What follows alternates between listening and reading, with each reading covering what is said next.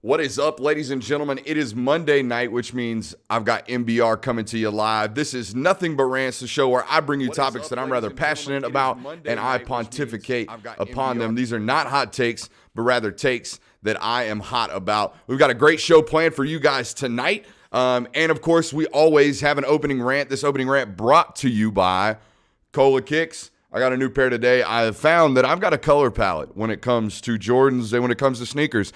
I'm a navy blue guy, right? I'm a navy blue guy because you know how to get two pair, the ones and the threes.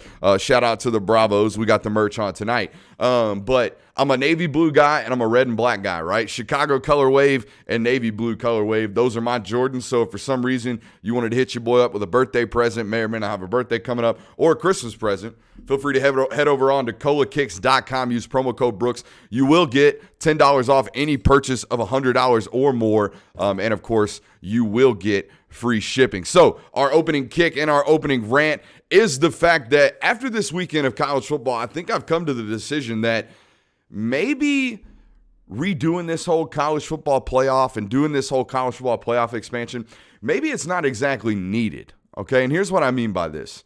Under the current model, right, under the 14 playoff model, we have an opportunity to go through a 12 and 13 game schedule, right, with the regular season and a conference championship game to weed out the fraudulent, right? The whole idea of a college football playoff is to find the best team and the overall best team, right? The quintessential, meaningful national title championship winning football team, right? The best team available in that current calendar college football season.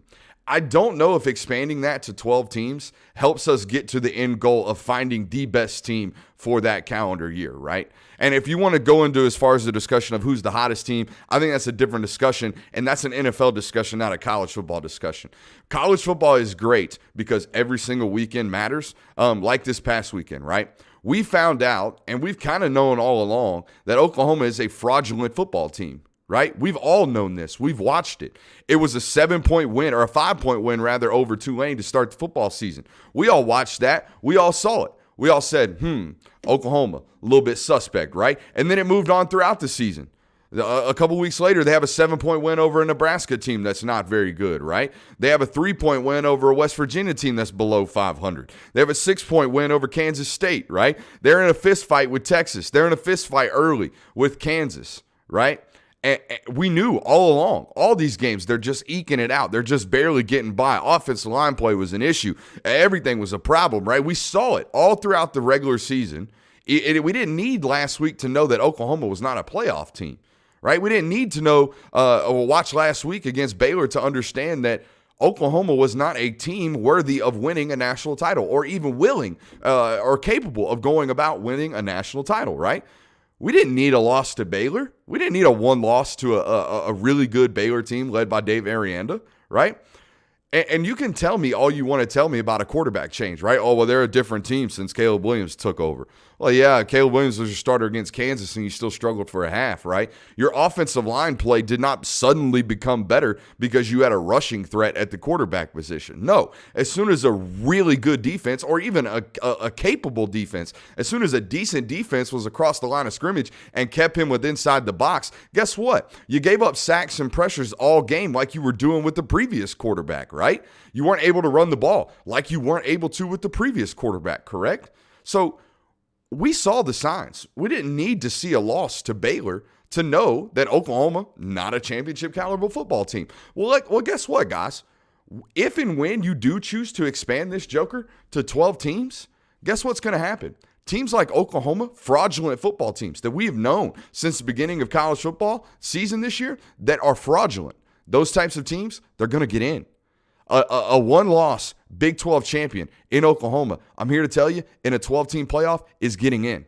Okay, as the 12-team playoff comes around, it's going to be about two things, right? It's going to be about conference affiliation, right? It's going to be about conference affiliation, and what was my other one?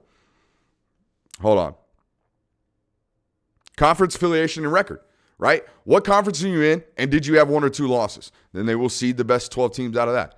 right? That's all it'll be. And maybe that's perhaps the reason why a team like Oklahoma is trying to fight and get into the SEC despite, the TV money, right? The TV money is the primary reason. But it's clear that a one-loss Big 12 team's never getting in the playoff under the current situation and under the current standards. But a one-loss SEC team might, right? Because the Big 12 schedule is just not as good as the SEC schedule.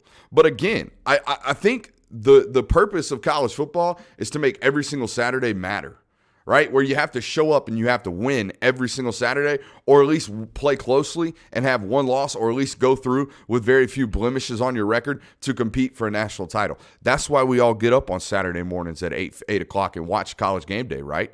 Because every weekend matters in college football. You stretch it to a 12-team playoff, guess what? The loss to Baylor last week don't hurt.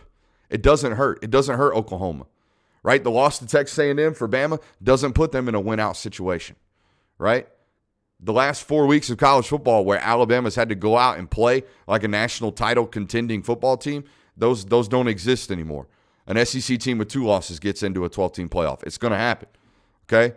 So I don't know. And hopefully this hubbubaloo that the SEC created by trying to pull Texas and Oklahoma from the Big 12, hopefully that has stopped the momentum in terms of college football expansion long enough to where they can figure this stuff out and understand that, hey, yeah, the TV money is great, but what happens if the $40 million that we're signing up for decreases the value of our product week in and week out, and our lifetime earnings decreases by $40 million.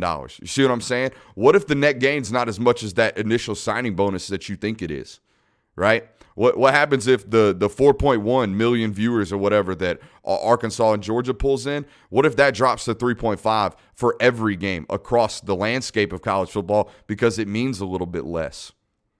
The hindsight's 2020 all the time, but I'm sure these discussions need to be had prior to whatever decision goes on moving forward, right? So again, I was all here for college football expansion, but seasons like this make me realize we don't have 4 really good teams. We don't know who the 4 really good teams are. And now you want to task a group of people that rotates consistently with trying to find the 12 best football teams in America? I don't know about that. I don't think that's a great idea, right? I think it's a great idea that Oklahoma's season is now pretty much over with. I think that's good, right? When it comes to competing for a national title. Because guess what? I don't want fraudulent teams competing for national titles. And right now, with the way it currently sits in terms of college football and the way they decide their playoffs, you don't have very many fraudulent football teams getting into that, right? They might appear fraudulent once they get there, but they got there through merit, through a 14 playoff merit. So I think I went a little bit too long on our opening rant, but it was brought to you by Cola Kicks. Please visit colakicks.com and use promo code Brooks. Get $10 off your next purchase of $100 or more. It is Christmas time, right? If you got a sneakerhead in your life, Cola Kicks is the place to be. I promise you that right now. I ordered these kicks Friday. They showed up this weekend. I wore them Saturday afternoon. I think the first pair, the ones, the red and blue ones, the Atlanta Braves ones, I think those showed up in 20 hours. No joke. I think I ordered them at 10 o'clock at night, and they showed up the next day at 8 p.m.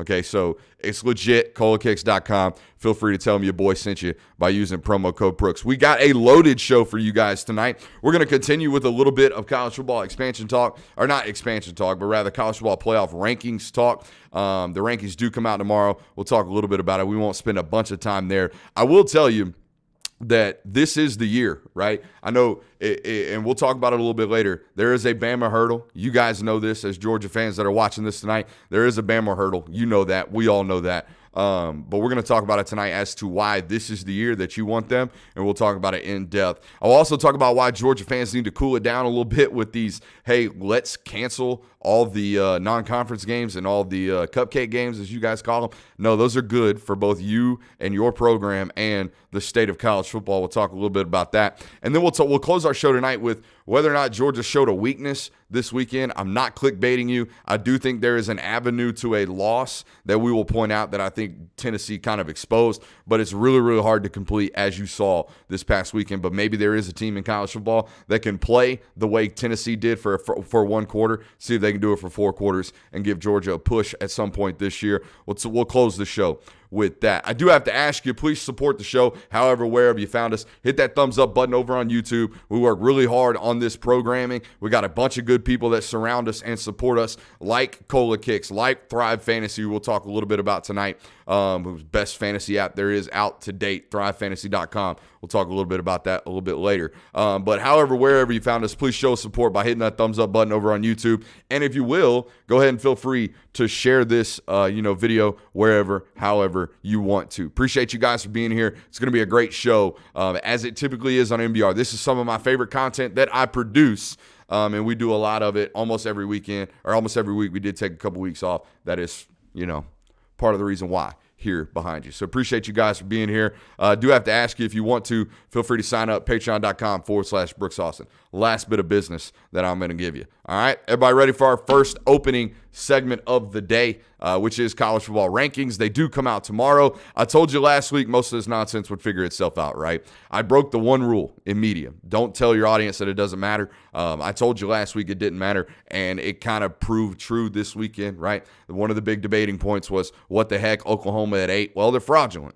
The ranking systems kind of sniffed it out, kind of knew what was happening, right? Average margin of victory over below 500 teams this year of like 6.5 points. That's not enough, right? It's not enough to be ranked when you're undefeated high enough into the into the college football rankings. It's damn sure not enough when you lose to one of the two ranked opponents on your schedule left, right? When you look at Texas or Oklahoma's schedule at this point in this season, I think Baylor and Oklahoma State are the only two ranked opponents remaining on it.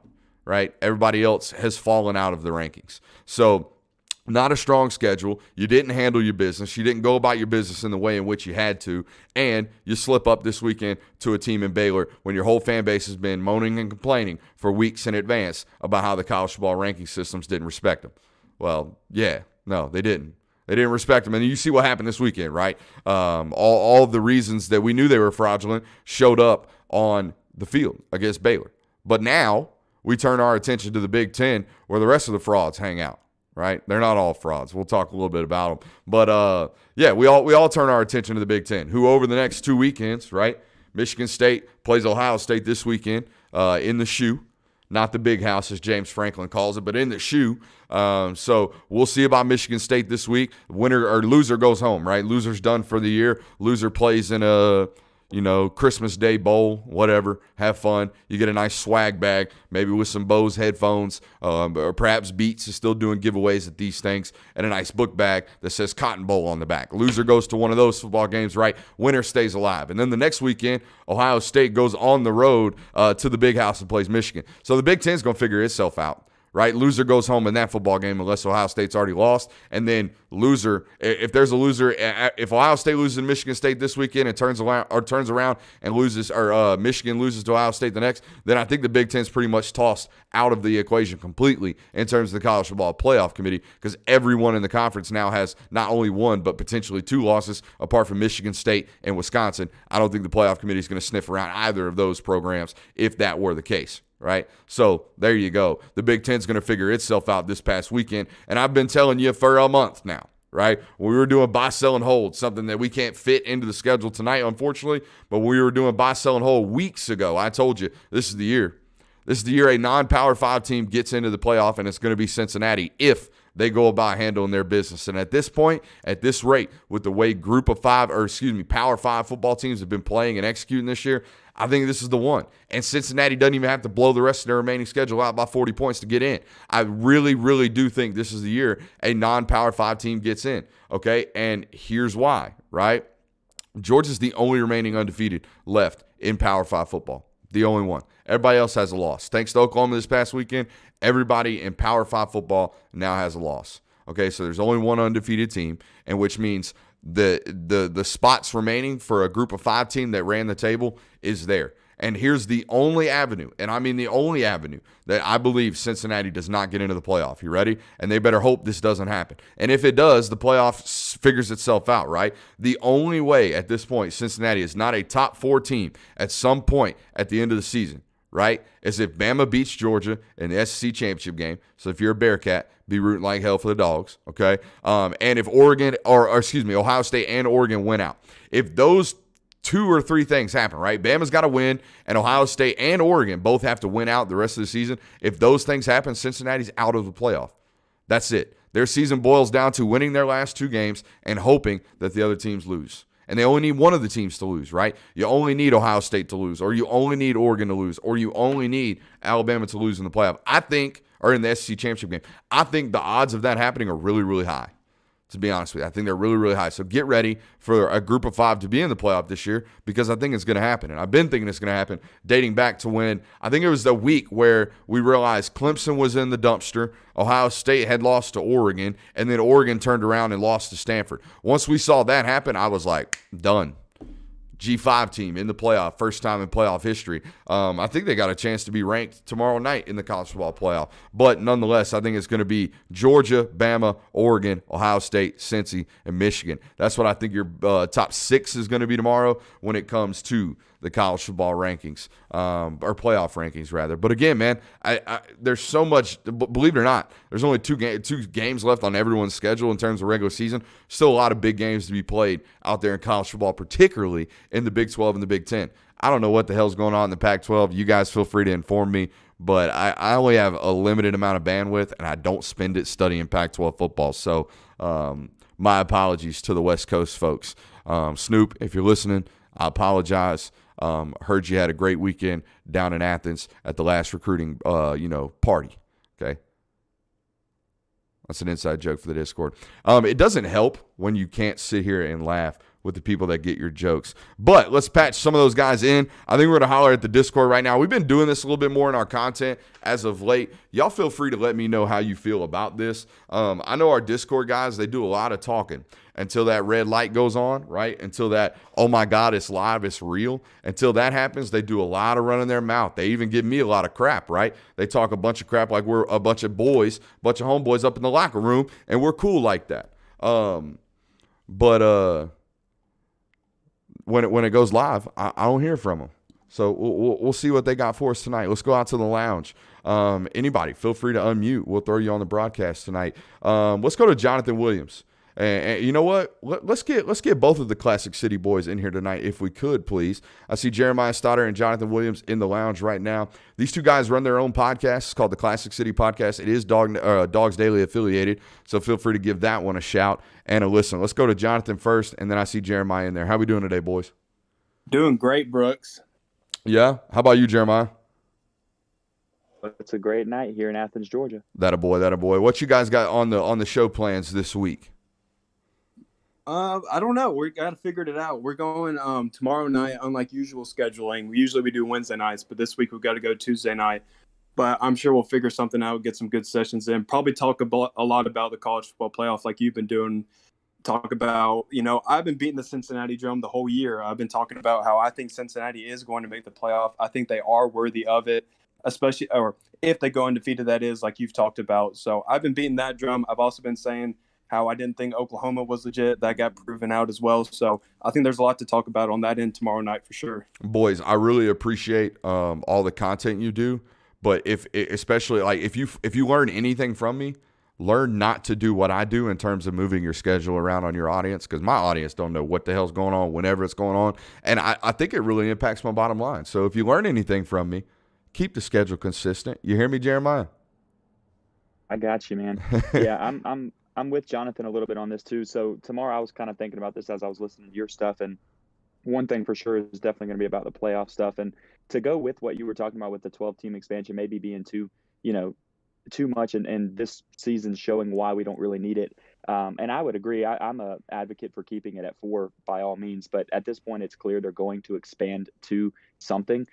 They haven't officially done 12, obviously, at this point. I'm hoping that they'll still scale that back and maybe do it at 8, because then you still make arguments for, like that scenario you were talking about, say Bama beats Georgia, Ohio State and Oregon both win out. At that point, Cincinnati still gets left out.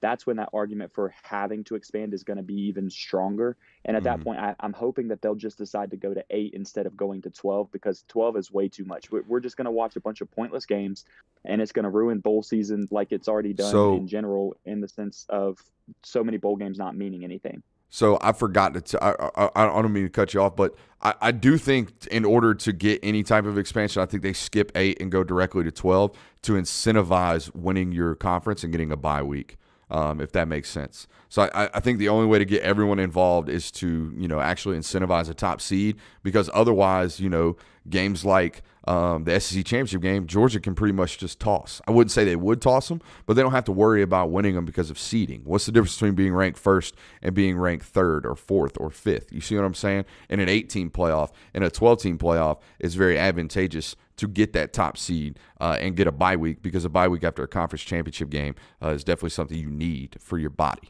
So that's kind of the way I would go right there. Appreciate the lounge. We'll holler at you guys a little bit later. I will tell you, I will ask you, go hang out with the boys over there at Classic City Podcast. Okay, I believe they got a YouTube channel now. They're an up and coming podcast.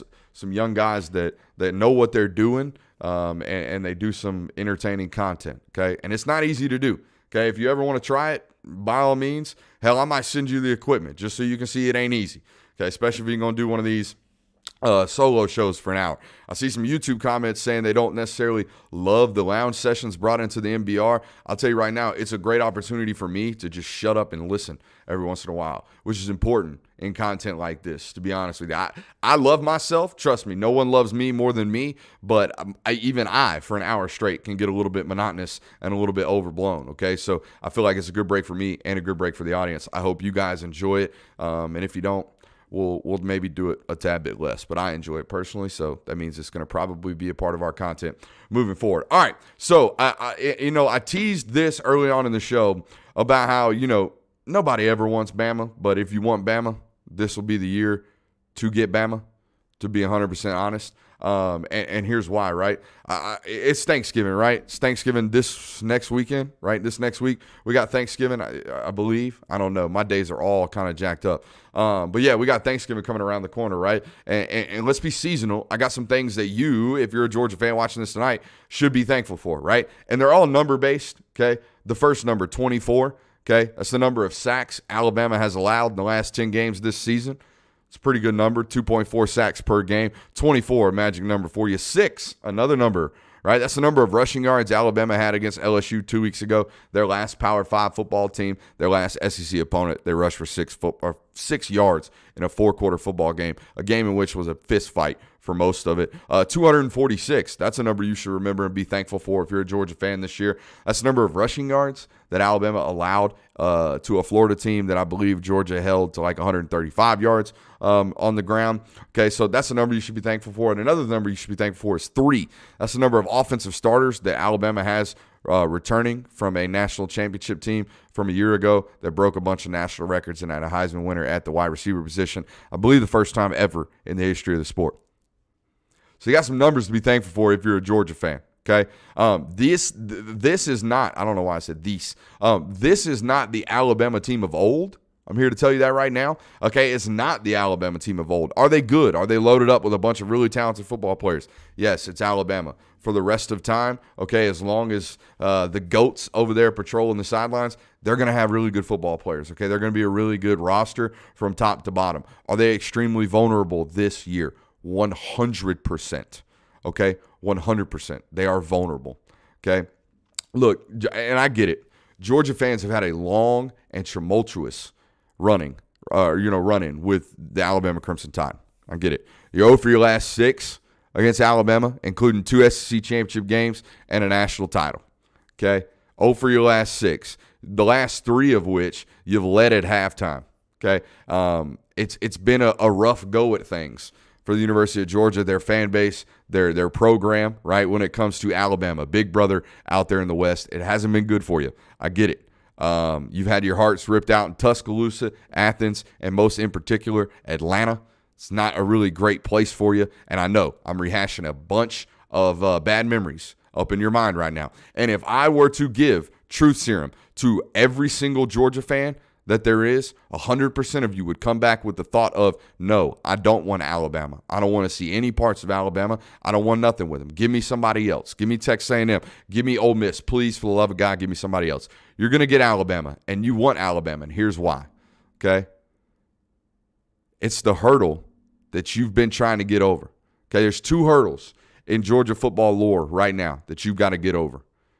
Alabama and a national championship hangover, right? And I don't think there's any way other to do it than leap both hurdles in one season. Okay, I don't think there's a better and sweeter way to do it than leap over both of those hurdles in the same season. Go tackle Bama, a weakened Bama. Get that one out of your system. Get that one out of the back of your heads as a football program. Okay, out of it.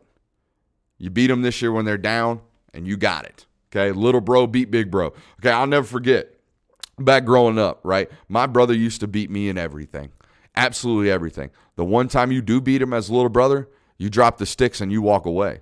Like, we're done playing for today. We're done. And guess what? If you beat Alabama in the SEC championship game, you take the controller out of their hand. They're done. They can't ruin your national championship hopes. They can't. They won't be there. You beat them, they're out of the college football playoff. Okay? So leap both hurdles in the same season. And I'm telling you, this is the one you want. This year, this is the one you want them. You don't want them any other year. You didn't want them last year. You didn't want them the year before. You damn sure didn't want them in 2017, now that we know the history. You want them now because they're weakened now. There's 2 things they can't do, right? Or they struggle to do, rather. They struggle to protect the quarterback. You're one of the best teams in the country at getting after the quarterback, okay? They struggle to stop the run. You're not one of the best teams in the country at running the football, but you can run the football. And they can't run the ball, or at least they've struggled to run the ball at times this year, right? They've been held over 100 yards or under 100 yards rushing twice this season, almost a third time, okay? So they're fraudulent, okay? They've got some holes on that football team, and you want them now, okay? You want them now so you can just get over it, okay? And then go leap over 1980, right? Go do that, take care of that, and everything will be good, right? Again, you don't want the year that Alabama is vulnerable for them not to show up for you to, get over that hurdle, right? You want them right now, and you want to get over it. You want to be done with it. I see some comments saying Alabama will still make the playoffs with 2 losses. I'm here to tell you, I don't think that happens. I don't think the committee, especially if other teams run the table moving forward, I don't think the committee can allow that to happen.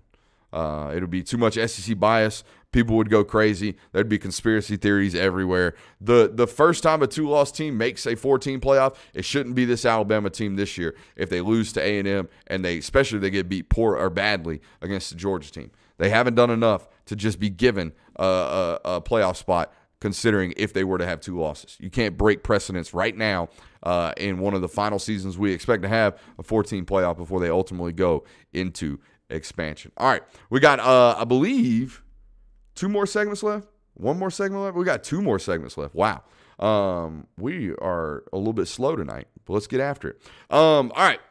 I'll tell you one more time, hit that thumbs up button over on YouTube. I see a bunch of people here and not as many thumbs up as we do people here. So handle that business. That's how we go up them charts. It is greatly appreciated. That's how everything around this product continues to grow. That and whatever happens over there on Patreon, patreon.com/Brooks Austin. Let's throw a shout out to Thrive Fantasy right now. If it's the quickest way and the easiest way I explain it to my friends. Do you like prop betting? Most people say yes, right? Betting on player overs, right? Total throwing yards for Stetson Bennett, total rushing yards for Zamir White. Do you like betting player props? Most people say yes. It's fun. I enjoy it. Do you like playing fantasy? 99% of men nowadays will probably tell you, yeah, they got a fantasy team. Well, guess what? Thrive Fantasy decided it'd be a great idea to combine both of my favorite things, player props and daily fantasy betting.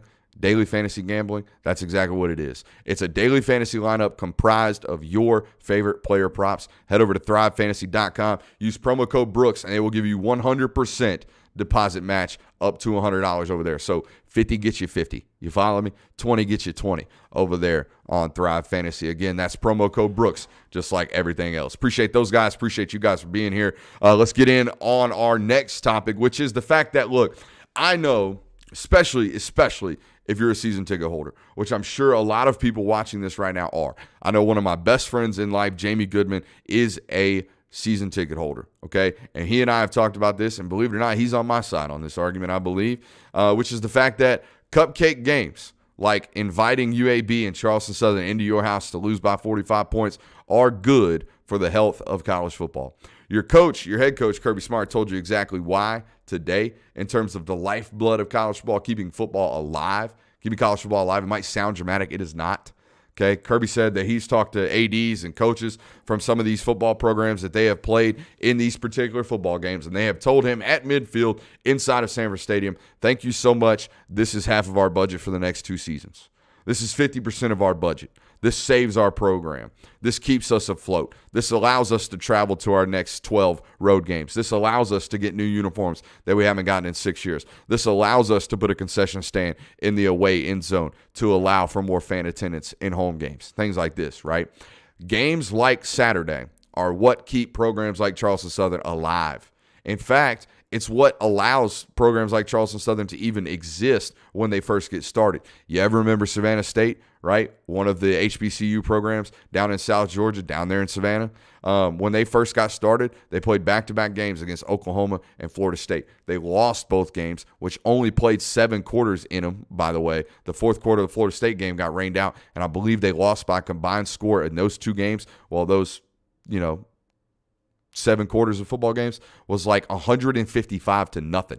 But guess what? They got $4 million from both schools, or in a combined $4 million from both schools, and the program still exists today. Okay? The program still exists today. So it's great for college football for these things to exist, but particularly this football season for Georgia. You looked at your home schedule, and you were mad this year as a season ticket holder. I promise you, as a fan, you were probably mad. You're like, are you kidding me? The best home game we got's a 3:30 kick against Kentucky. The best game we got's a noon kick against Arkansas. Like, no Notre Dame on the schedule. No Alabama at home on the schedule. And a lot of this is crossover games, predetermined stuff. But your out-of-conference schedule is not that strong this year. And these things are predetermined a while back, right? A long time ago. But nonetheless, you complain about it when you get the schedule at the beginning of the year. You're like, damn it. The best home, we got to end the season against Charleston Southern. We got 2 home games of our 4, I believe it is. We played a neutral site game this year and, 2 neutral site games, Clemson and Florida. So you got like 4 or 5 home games this year, and 2 of them are against Charleston Southern and UAB. I cannot tell you right now how valuable Charleston Southern is for the University of Georgia right now. So valuable. You have 2 weeks against Charleston Southern and that other non-conference game that Georgia fans for some reason want to get rid of because you're drumming Georgia Tech. It's great to have Georgia Tech on the schedule right now. It's incredible to have Georgia Tech on the schedule right now. Barring George Pickens throwing their corner into the wall, it's tremendous for your football program to have them, because guess what? You are the furthest thing from healthy right now. And you've got about 17 days before you've got to be the exact team that you need to be before an SEC championship game against presumably Alabama. You got about 17 days to get your football team as healthy as possible. And guess what? If you had a late non-conference game scheduled against even a team like Oklahoma right now, you'd be in a fist fight for 4 quarters, and you'd probably be banged up going into an SEC championship game. And that might impact whether or not you win a national title.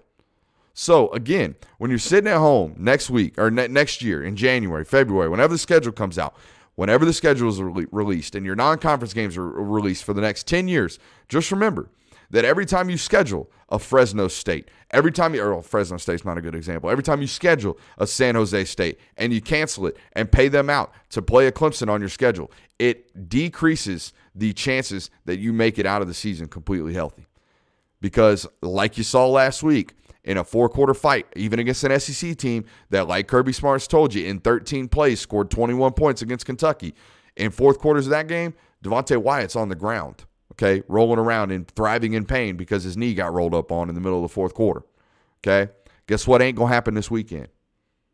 Devontae Wyatt ain't going to be on the field in the 4th quarter because you're going to be up 50, okay? You're going to be up 50 before you can even blink. And it's great for you guys to take a little mental break every once in a while. Have a breather. Right? Drink some beer without needing to drink some beer on Saturday because you're so daggum stressed because Georgia's got 3 points with 4 minutes left in the daggum 2nd quarter against a Florida team that's 4-4 going into the football game. Okay? That's all I'm saying. It might be good and healthy for you not to have a stressful football game this weekend. Right? It might be good and healthy for your football team to not have to play 4 quarters because though Jamari Sawyer can probably play this weekend, why? Why you need to play that man? Don't play that man. Okay? Even though George Pickens might be able to play this weekend, I'm just hypothetically speaking here. Why? Why would you play that man? You follow me? Right? Like anybody that's banged up right now, don't go on that field. You all right. Okay? The third string is going to handle Charleston Southern today, baby. We're going to treat this like week 2 of the preseason. Starters, go out there, get us a lead, play a couple series, stay loose, stay hot, stay healthy, get the hell out. You can't do that if, Michigan State's in town this weekend. You can't do that. Great. You'd sell tickets. You'd have another pretty good recruiting day because you got an out-of-conference game against Michigan State. Late in the season, a lot of kids will come out. That's fine. That's fine. You know what else is really great for recruiting? Going to the SEC championship game completely healthy and giving Bama every bit of the shot that you got for them. That's great for recruiting too. Okay? So, yeah, be very, very thankful moving forward that you got these 2 games. And next time the conversation of cupcake football games on your schedule for your favorite team come up, just hush. Just hush and know that one day it's going to come to your advantage. And it's great for college football.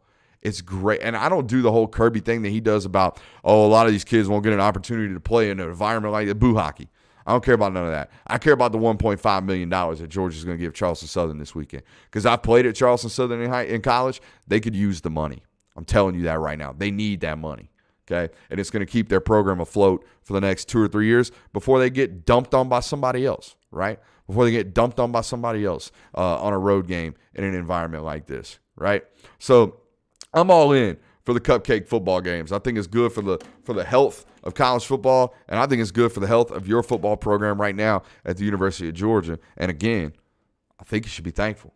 I don't think you should complain. I think you should be thankful, especially moving forward, because I think as things continue to progress for the University of Georgia, I think a lot more of these seasons are going to be around when you're 9-1, 10-0 going into week 11 of your football schedule. I'm just here to tell you that.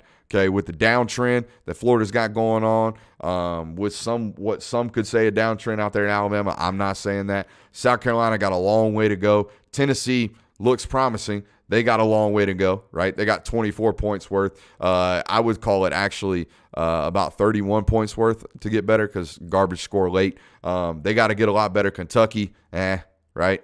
8-5, right? 8-5, 9-4.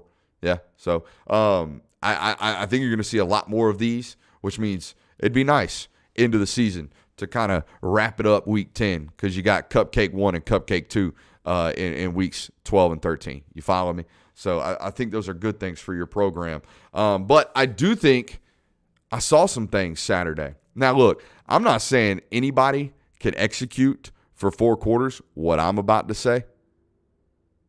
But I think there might be some programs that might be able to do what I'm about to tell you is the recipe for success against a Georgia football program that has outscored opponents 31-8 this year. And they got a 10-point win in game 1. So didn't really start off hot when it comes to the margin of victory. But, I think they did show a sign of, hey, maybe you could do this for 4 quarters if you had the right personnel and you had the right matchup. And those things are, right? Again, I'm not saying anyone can do this, but I think there is a way to beat this Georgia team. So, offensively, okay, I think you have to be explosive to win, period, point blank. You're not going to be able to drive multiple drives of 10, 11 plays. Hell, I don't even think you can do multiple 8-play scoring drives, okay? I think you need a bunch of 2 or 3, 4-play scoring drives where you're scoring on 60-yard bombs, okay, 70-yard runs, things like that. Being explosive on this defense is the only way to win, okay? And I think there was a sign of how to do that Saturday, and that's forcing Georgia into man-to-man coverage opportunities and forcing those things, being willing to throw those balls into one-on-one coverage. And when you do, you got to connect on them. Hendon Hooker had a touchdown pass 2 plays into the game, torching Keely Ringo. Okay, they came back to it a couple plays later and got behind him again. I think there is a way to get deep on this Georgia team defensively, and it's through attacking their corners through one-on-one go balls. But guess what? You got to be very diligent about it, and you got to be willing to turn the ball over if that's what it means. Okay, you've got to be able and willing to drive the ball downfield and hit wide receivers and give them opportunities at 50-50 balls and on a consistent basis. I'm talking 11 or 12 of those, even if it looks like you're a very predictable offense. One-on-ones, 50-50s might be your best opportunity to move the football consistently against a Georgia defense that's allowing like 2.7 yards per rush right now. So What are you going to do? You're going to run into your head into a brick wall over and over again, or are you going to try to throw over the brick wall over and over again? I would choose the latter if I'm going to be honest with you, okay? Cedric Tillman had 200 yards Saturday. Yeah, guys, he wasn't running hitches, okay? He was running big boy routes. He was taking De'Aaron Kendrick and Eric Stokes. He was taking De'Aaron Kendrick and Keely Ringo deep, right? He's getting on top of them. He was getting on top of guys from the slot as well. Okay, so driving the ball down the field, I think, is the way to score on this Georgia defense. But you got to be able to do it consistently. I think there's only one team in college football right now where if they lined up for 4 quarters and you told me their wide receivers beat Georgia deep consistently and their quarterback hit them over and over again, I think there's one program in the entire country right now that can do that, and that's Ohio State. So let's what do you call it? Let's provide them an opportunity to beat them offensively, right? What do you call it? Nominate. That's the word I was looking for.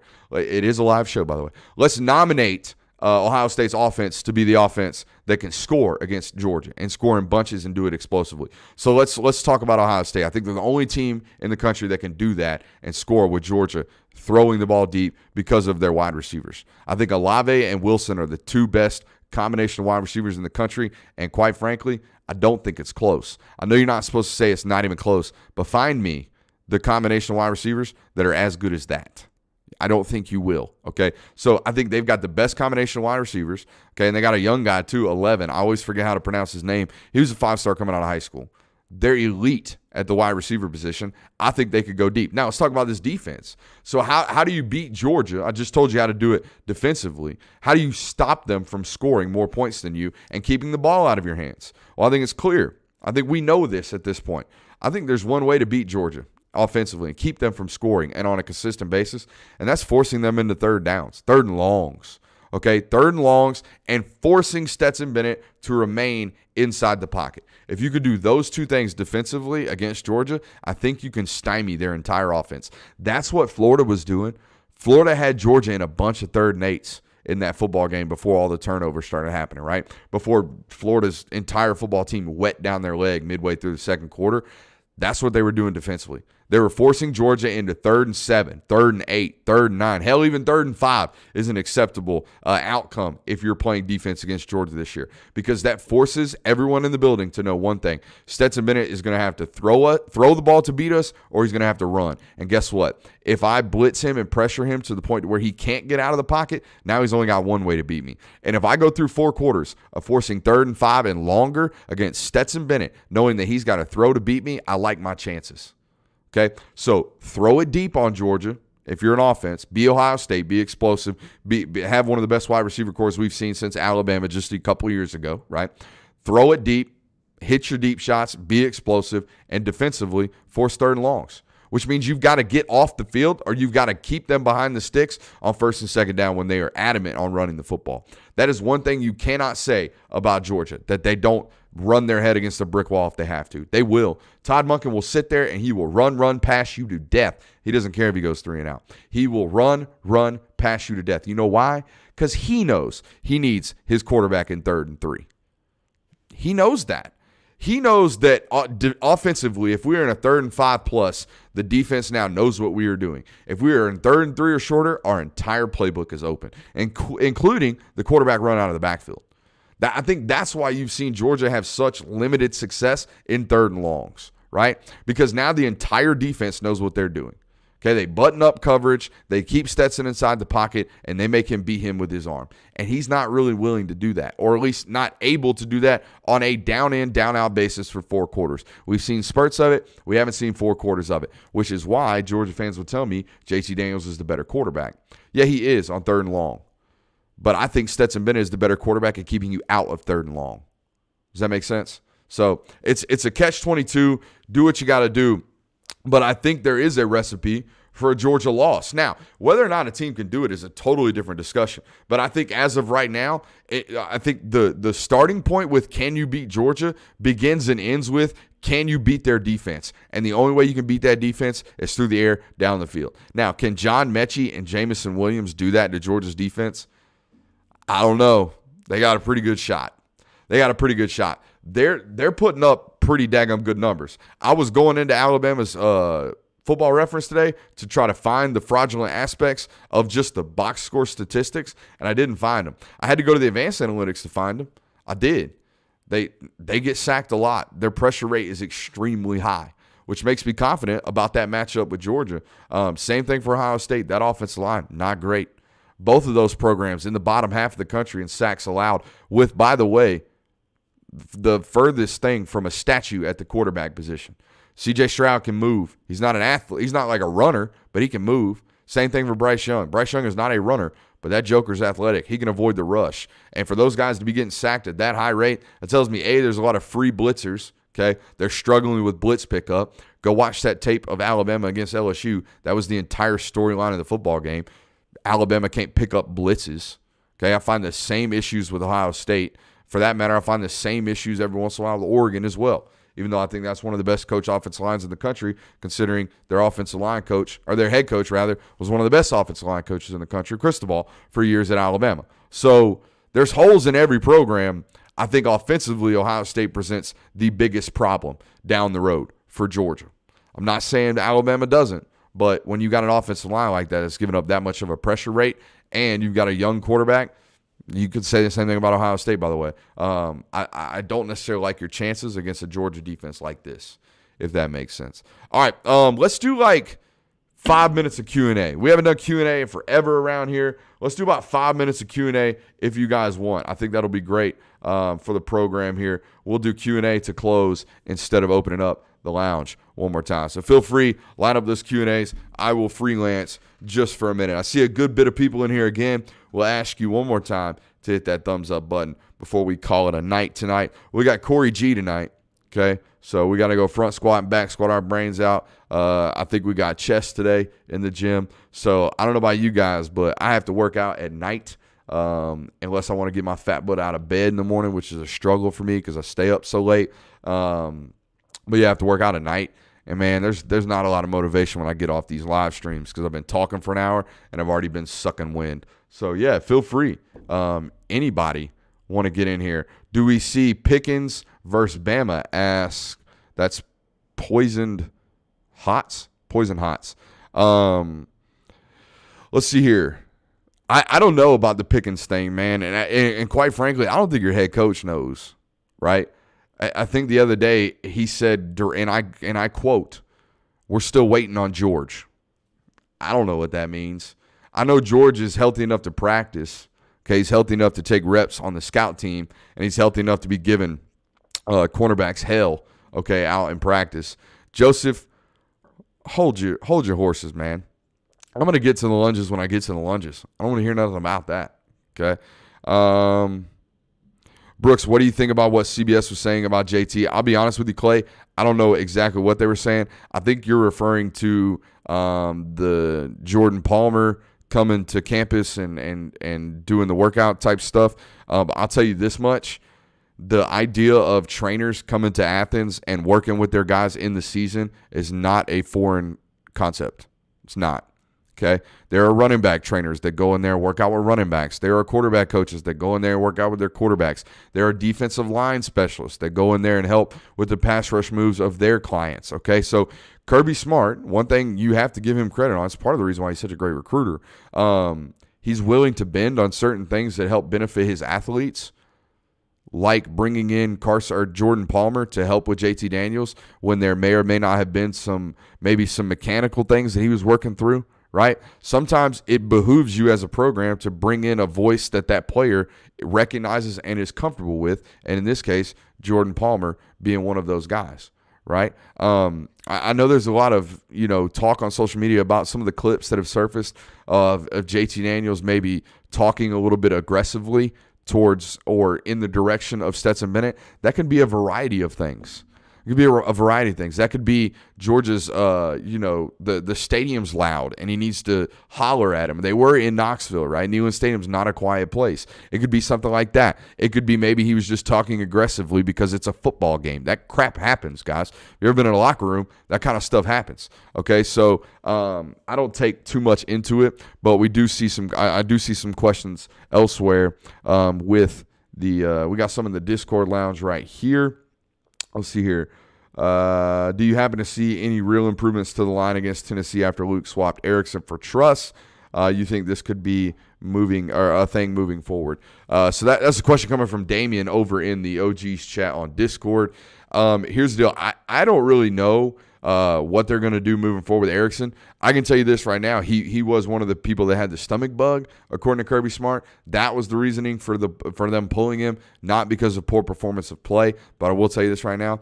I think 50's been a liability on your offensive line for the better part of the year. I don't know if Xavier Truss puts a Band-Aid on that liability. I really don't. I haven't looked at it. I need to go back and rewatch it. Spent most of the day writing articles, covering news conferences, and preparing for NBR. So didn't have an opportunity to watch the tape. We're going to watch it tomorrow, though, because we got film study coming up very, very soon. But to be 100% honest with you, I've always thought that Xavier Truss provides a level of versatility in the run game. I think he's a better puller than Warren Erickson in terms of, because when I'm asking guards to pull on counter, they're out there being a battering ram. They're out there told to hit the defensive end as hard as they can. It's like I'm asking him to go, skip pull and go block a safety. Okay, that's not what's going on when they're running counter and things like that. So I think he's a better puller and kicker on counter. I think he's considerably a lot better in terms of moving three techniques off the point in the run game. Okay, so I think Xavier Truss provides a lot in the run capabilities. And I'll tell you this much. I've seen teams hunt 50 in pass protection all year. So he can't be much worse in pass protection than 50's been. Okay, and I've got film to prove this. You guys know this. I think there has been some issues up front. Part of the reason your head coach continues to tell you that the mobility of your quarterback has been an impact on this offense is because it has. He's not lying to you. He knows that the interior of his offensive line right now is questionable at best, which means Jervon Dexter wreaks havoc for a full quarter and a half until you're up 27 points and he backs off and stops playing as hard. Okay? When Tennessee is creating havoc up front in the middle until they're down 14, 15, 17 points, okay, you need a quarterback that can get off the spot. And that's what Stetson's done all year. The reason Georgia is 6th right now in sacks allowed, I believe, top 5 for sure. The reason they're as high as they are in sacks allowed percentages, it has very little to do with the performance of your offensive line. They've pass protected relatively well. It hasn't been top 10 well. It hasn't been top 5 well. Okay, it hasn't been. What it's been is your offensive coordinator moving the launch point over and over and over again. Next time you watch a Georgia football game, watch how many different spots on the football field Stetson Bennett throws the ball from. Okay? You'll see him rolling right. You'll see him rolling left. You'll see him rolling behind the right tackle. You'll see him set up in a standard 5-step drop right behind the center. You'll see him under center, rolling heavy boot action. You'll see everything on a Saturday when it comes to where Stetson Bennett is throwing the football from. Guess what? You can't do that with JT Daniels. JT Daniels is stagnant upon 1 point. He is launching from 1 point. And guess what? The defense knows that too. So they design all of their blitzes and all of their packages and all of their stunts to get to one launch point on 3rd and 5. They can't do that with Stetson. Okay? They have to worry about rolling right. They have to worry about rolling left. They have to worry about quarterback draw. They have to worry about quarterback keeper out the back, right? They have to worry about all these things. They are stressed defensively in so many different ways that 18 doesn't provide. But 18 does say, oh my God, no matter what we're in, that guy might beat us because he's really good mentally, right? So it's a catch-22 really. But I like what they're doing offensively with Stetson, even though, some other people in the audience tonight may or may not. Right? You may not like what they're doing right now. I think it's winning football. That's what I think. SSL, if you could, make sure I don't miss any good, juicy questions. We're not on StreamYard tonight, so the comments aren't streamed for me, or streamlined, rather, for me. But, yeah. Is Matt Luke the issue, or do we just lack dudes, says Clay Williams. Look, I'll tell you this much. The people inside the building, they're happy with what Luke is providing. Another thing, Luke is the primary recruiter in the recruiting of Arch Manning. So, guys, he ain't going nowhere, and I wish you would start talking about him a little bit better because I might get to cover a Manning if he gets here. So, y'all stop downgrading Matt Luke, if you will, please, because that would be great for business if a Manning is playing at Georgia and I get to cover him. Just letting you know. But yeah, Matt Luke's the primary recruiter at that point, and I don't think he's going anywhere because of that point right there. But in terms of what he's doing as an offensive line coach, I'll tell you this much. I see week in and week out improvement on basic concepts. I have since he started and took over against Arkansas. Okay, well, first game was in the Sugar Bowl against Baylor, but you get what I'm saying. I saw some changes in the Baylor game too. They ran a lot more counter. They ran a lot more pin and pull, stuff like that. And what's happened at Georgia is Matt Luke and Todd Monken, the combination of them both, they like athletic. They like big offensive linemen, first of all. But second, most importantly, they like athletic guys, right? Guys that can move, guys that can get out and involved in the screen game, guys that can run counter, guys that can run pin and pull, guys that can do things like this, get out in space and block smaller guys and unzip their feet on smaller guys. Guess what? Sam Pittman had not been recruiting those people. He hadn't been. Sam Pittman had been recruiting Xavier Trusses, Warren McClendons, Owen Condons, Chad Lindberghs, all great football players, all Sam Pittman football players. What do they all have in common? They're 6'7", 330 pounds, and they got bricks for feet. Now, they can move a dump truck by themselves, which is great for a standard inside zone scheme. Not so great for, hey, we're throwing tunnel screen for the 4th time today. Now go block that nickel corner. You follow me? So let's give guys like Matt Luke, some time to get his guys in the building, okay? Because guess what? He ain't missed yet. I ain't heard a bad thing, about an offensive lineman that's in the building, on the facility, or at the facility that was recruited by Matt Luke. Not a single bad review, not one. So until that happens, until he starts missing on recruits 1 or not landing recruits 2 or, the last one, just after 3 or 4 years, you don't see a bunch of improvement, that's when you start getting rid of guys. Look, if you got rid of Trey Scott 2 years ago when you had these very similar questions, right? Be honest with yourselves. If you got rid of Trey Scott several years ago when you had these very similar questions about his performance at the defensive line position, does your defensive line group look like it does now? I'm going to say probably not. Does your defensive line recruiting look like it does now? I'm going to say probably not, right? So give these guys a little bit of time, because I'm going to tell you this much. As a new coach coming into a new building, I don't care if you've been a head coach before. I don't care if you've been an offensive line coach for 35 years and you're the best in the world. I don't care if you're DJ Scarnecchia up there in New England. When you come into a new room with 18 to 24-year-olds, most of which you did not bring there, you did not have the discussions with in terms of the contractual agreements to get there, what we're running, how we plan to use you, whether or not we're going to play you, what I like you to do, what I want your weight to be, what I want you eating, whether or not I like your girlfriend and she can stick around because she's a good or bad influence, right? All these things that make up the player to coach relationship, they all changed, and you had nothing to do with them the moment you step foot on campus. So give it a few years. Give it a few years before you start making rash decisions about whether or not Matt Luke's the right decision, because Warren Erickson's been getting hunted like a fish. Warren Erickson, you don't hunt fish, but you get what I'm saying. Hunted like a deer in deer season. Is that right? When they're in rut. The deer rut, I think they rut, in the middle of the rut, right?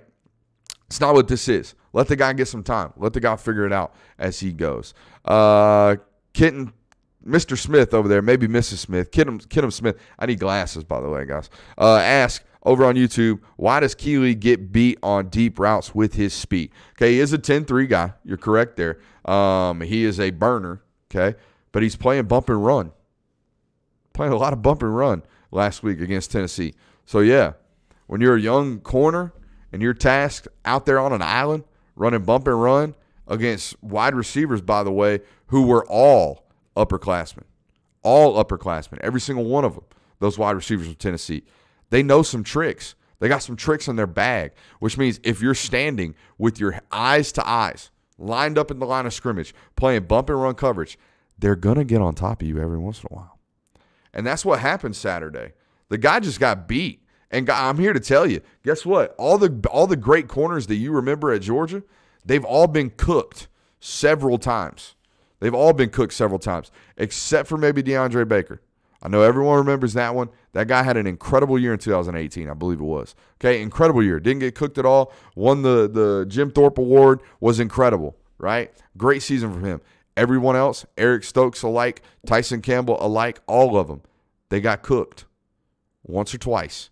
Okay, once or twice they get cooked. Okay, it's the reality of playing man-to-man bump and run coverage against a spread team that takes nothing but deep shots.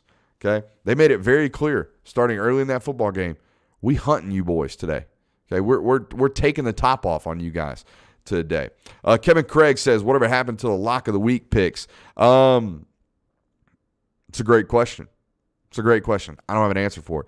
Were you really betting on my gambling picks, though, to be honest with you? I think I was 3-1 on lock of the week.